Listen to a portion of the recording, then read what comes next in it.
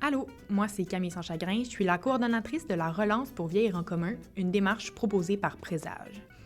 Dans cet épisode, je souhaitais explorer comment les aînés, avec leur bagage d'expérience, peuvent enrichir les réflexions sur les communs en apportant une perspective qui est ancrée dans des expériences de vie et qui peuvent se traduire en savoir-faire précieux. Mais à l'inverse, je voulais aussi savoir comment les communs peuvent nourrir les réflexions qui entourent plusieurs enjeux liés au vieillissement. Donc, pour m'aider à amener mes réflexions encore plus loin, j'ai eu la chance de m'entretenir avec Luc Audebrandt, qui est membre du CRITIC, le collectif de réflexion et d'intervention sur les transformations et institutions des communs. Il est aussi professeur d'économie sociale et solidaire à l'Université Laval et titulaire de la chaire de leadership en enseignement sur l'engagement social.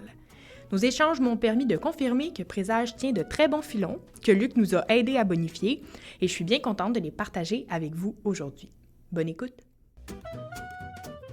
Comme je l'ai mentionné dans le premier épisode, au départ, l'équipe de Présage s'est intéressée aux communs à travers leur rapport potentiel au milieu communautaire aîné. On avait l'impression que les communs nous permettraient de repenser la façon dont on offre des services, par exemple l'aide à domicile, l'accompagnement de transport, les popotes roulantes, etc. Ça permettait aussi de trouver de potentielles solutions à certains défis, dont l'essoufflement des équipes et des bénévoles, les difficultés de recrutement ou même le manque de collaboration entre les organismes. Finalement, avec le temps, une autre avenue s'est dessinée et c'est la possibilité de proposer une forme d'engagement social aux aînés qui est peut-être différente des offres du bénévolat plus traditionnel. Et c'est à partir de cette idée qu'a commencé ma conversation avec Luc. Je lui ai demandé de me parler de ce qui, d'après lui, pourrait être des particularités de l'engagement des aînés dans les communs. On a ainsi pris le temps de faire le tour de la question en tentant de mieux définir ces trois aspects: l'engagement, les aînés et les communs.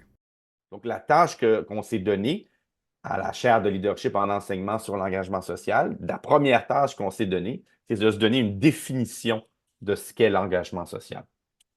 Parce que, aussi drôle que ça puisse paraître, il n'y avait pas nécessairement beaucoup de choses, d'écrits sur ce concept-là. Donc, on s'est donné une définition.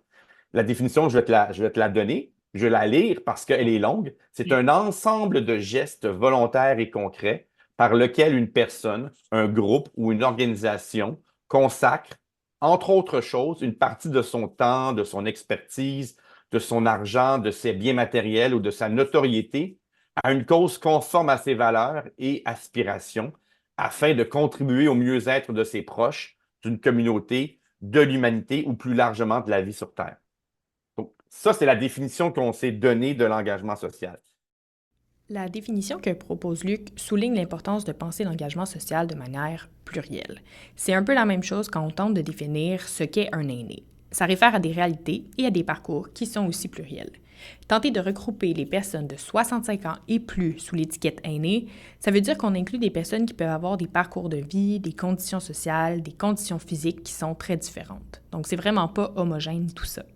À travers le balado, on va tout de même nous attarder à certaines caractéristiques qui peuvent être liées à l'avancée en âge.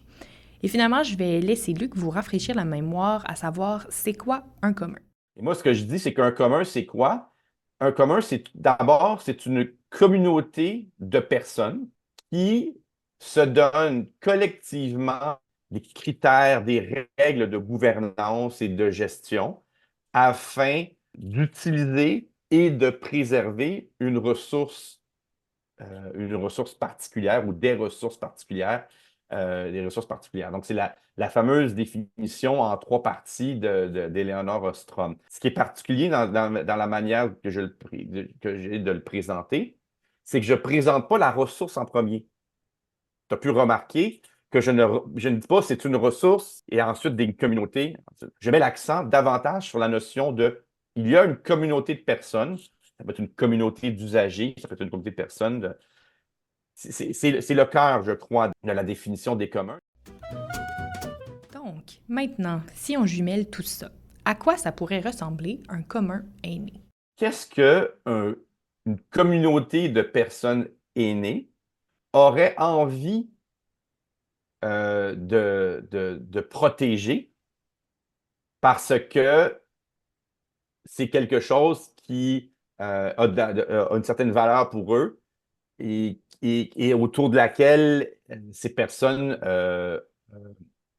ont, disons, un intérêt de préserver quelque chose. Une fois que c'est dit ça, une fois qu'on a dit ça, ben, les types de communs qui peuvent être créés par des personnes aînées sont infinis.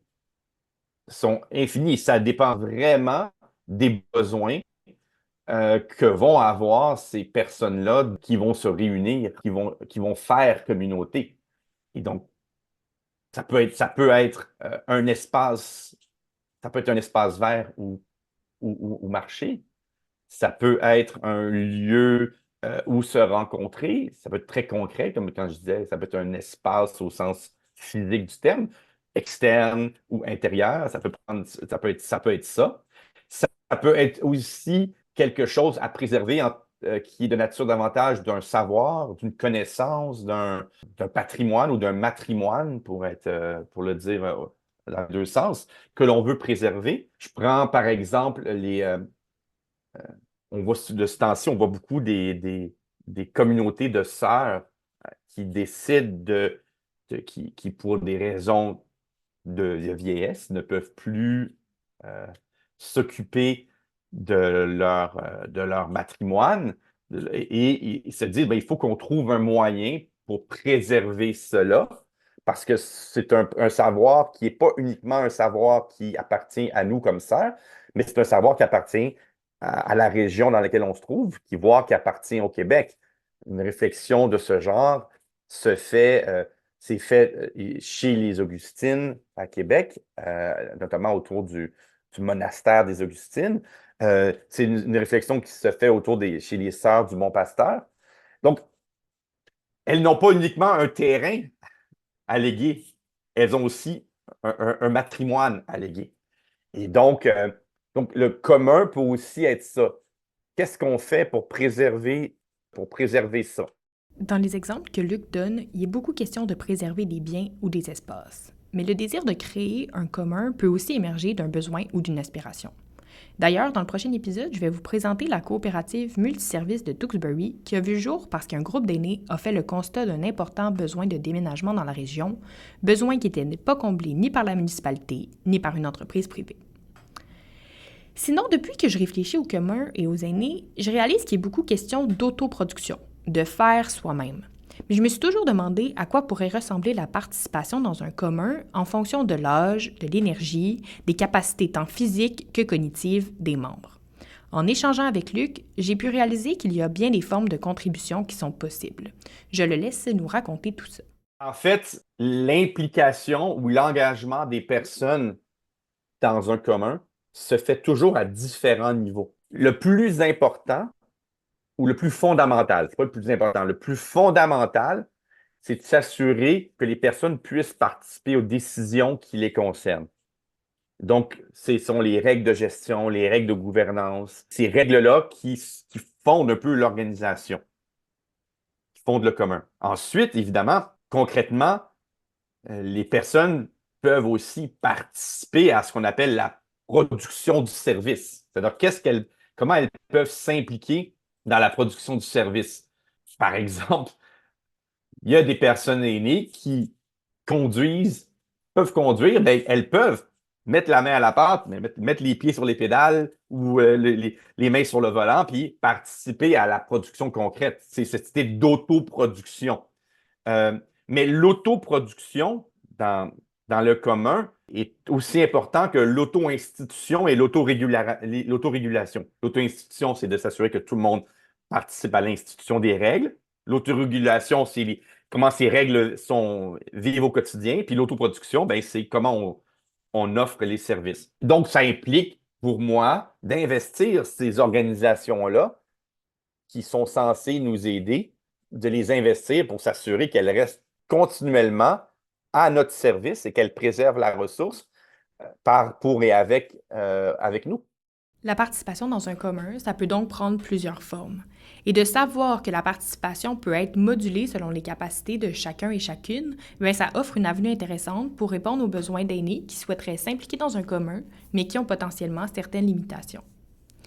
Et finalement, une des avenues que j'avais envie d'explorer avec Luc, c'est l'idée de la mixité des âges et ou du plurigénérationnel. Ce sont deux concepts qui nous sont chers chez Présage et qui se concrétisent aujourd'hui avec notre projet Briser les silos de l'âge que je vous invite à aller découvrir sur notre site web.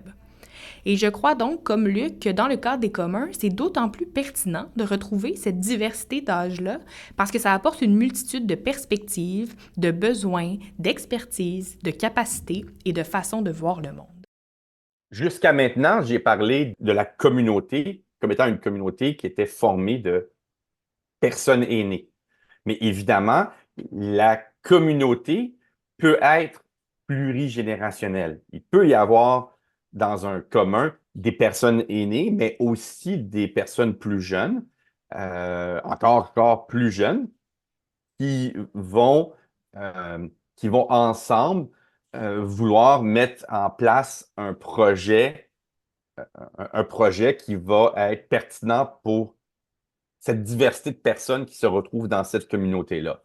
Par exemple, euh, une ruelle verte ou un jardin, un espace collectif entre des maisons, des logements, dans un quartier X ou Y, ben, il va nécessairement y avoir des personnes de différentes générations qui ont des expériences différentes. Et il est important d'aller chercher et de respecter l'expérience particulière que peuvent avoir eu des personnes aînées dans leur jeunesse de création d'un espace de ce genre-là à un moment donné dans leur vie parce elles étaient confrontées à quelque chose. Et donc, c'est important de se donner dans les règles de vie, les règles de gouvernance et les règles autour du projet, de se donner l'espace pour accueillir le savoir, l'expertise, l'expérience de personnes aînées. Comment je m'assure que la richesse de ce que chaque personne a à offrir, qu'elle soit aînée ou non, puisse être prise? On ne peut pas se dire, bon, naturellement, ça va se faire. Non, c'est pas vrai. C'est pas naturel. En fait, il n'y a rien de naturel. L'humanité est une création. On se crée, on s'autocrée, on se recrée. Et donc, il faut mettre en place des pratiques, puis s'assurer que ces pratiques-là qu'on met en place, qui sont pertinentes pour nous, mais qu'elles continuent d'être pertinentes et qu'elles continuent d'être respectées dans la mesure où elles sont pertinentes, ces pratiques-là.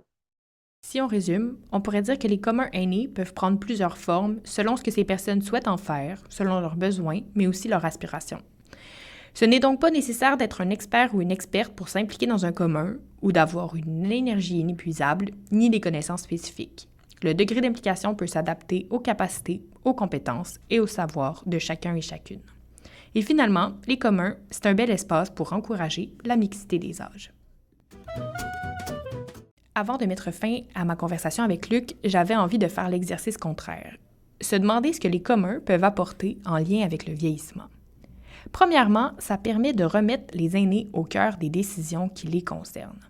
Et je crois que c'est très important pour les personnes aînées de s'investir, de s'engager pour que ça soit véritablement présent dans les organisations qui vont s'occuper d'elles. Et ça devrait être autant important pour elles que la qualité des soins qu'elles reçoivent. Parce que on peut pas, il faut que les deux soient présents. Si on veut que ce soit un véritable commun, puis si on veut aussi s'assurer que les personnes aient leur mot à dire, soient impliquées dans ce qui leur arrive, c'est une manière de continuer à croître, de continuer à fleurir comme personne, même si l'on vieillit. Et donc, le commun nous offre ça, nous offre cette vision, parce que le commun, avant d'être une série de règles et tout, de définitions que je présentais, l'idée de commun, c'est d'abord une philosophie. C'est un rapport au monde est un rapport où on est acteur, actrice, plutôt que spectateur, spectatrice. Pour moi, ultimement, c'est ça le commun. C'est je suis acteur de ma propre vie tout le temps jusqu'à la fin. Et si on prend le pari que les communs permettent de favoriser une mixité des âges, les expériences plurigénérationnelles ont aussi beaucoup à nous apporter. Ces expériences-là, si elles sont menées par des personnes aînées, avec aussi cette idée d'inter ou de plurigénérationnalité, ben, j'ai l'impression que ça peut aussi nous amener collectivement à revoir notre rapport au monde. Puis parce que une des fatalités, c'est que nous allons tous vieillir. Idéalement, on veut vieillir plutôt que mourir dans un accident de voiture. Et c'est inéluctable. Et d'avoir des exemples de personnes qui vieillissent, mais qui vieillissent en étant toujours capables de créer, de s'autoréguler, de s'autoproduire. Pour une personne plus jeune, ben, ça peut lui dire, ah, tiens, c'est quelque chose, la vieillesse n'est pas quelque chose qui est nécessairement, euh, comment dire, triste. Il y a quelque chose il y a quelque chose de beau parce qu'on va continuer à créer, on va continuer à s'investir dans le monde, mais d'une autre façon, peut-être plus lentement. Et donc, moi, je pense que pour la société, avoir des personnes aînées qui s'impliquent dans des projets, ça peut presque donner envie de vieillir. Et donc, c'est bénéfique aussi. Donc, c'est bénéfique pour la santé des personnes aînées, mais c'est aussi bénéfique pour les personnes qui ne sont pas encore rendues là, parce que ça les permet d'envisager des événements inéluctables de façon plus sereine. Les communs, ça permettrait aussi de repenser l'injonction à l'autonomie qui semble s'imposer avec l'avancée en âge. Dans notre société moderne, on a individualisé, on a un drôle de rapport à l'autonomie. Parce que on regarde au début et à la fin de la vie, on se dit, ah, au début, on n'est pas autonome. Tout d'un coup, on devient autonome. Et à un moment donné, on devient plus autonome. C'est vraiment presque on-off. Il n'y a pas il y a pas de subtilité dans le rapport à l'autonomie. Parce que l'autonomie, elle peut être perçue à la fois comme quelque chose qui est individuel, c'est-à-dire que moi, comme individu, je suis plus ou moins autonome pour effectuer certaines tâches. Mais si tu penses ça au sein d'un commun, on se dit, ben, mon autonomie individuelle, si elle est compensée, complétée par ou mon manque d'autonomie individuelle est compensé, complété par l'aide d'une autre personne et que moi, je peux aider, mais tout d'un coup, on vient d'augmenter notre conception de l'autonomie.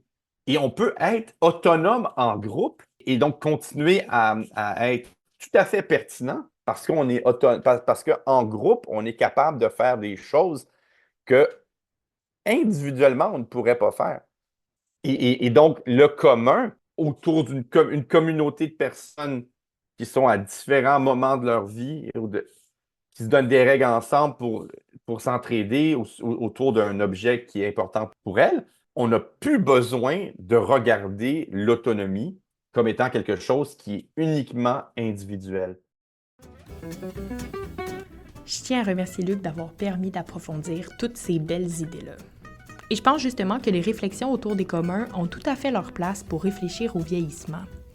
Parce qu'il me semble bien qu'une société des communs, ce serait une société où vieillir a sa place et fait sens. Les communs, c'est pas un miracle ou une recette magique, c'est un idéal, quelque chose vers quoi on veut tendre. Mais c'est pas non plus une utopie, parce que ça existe déjà et qu'on a de plus en plus d'exemples pour s'en inspirer. Et justement, je vous en présente un au prochain épisode, la coopérative multiservice de Tewksbury. À bientôt!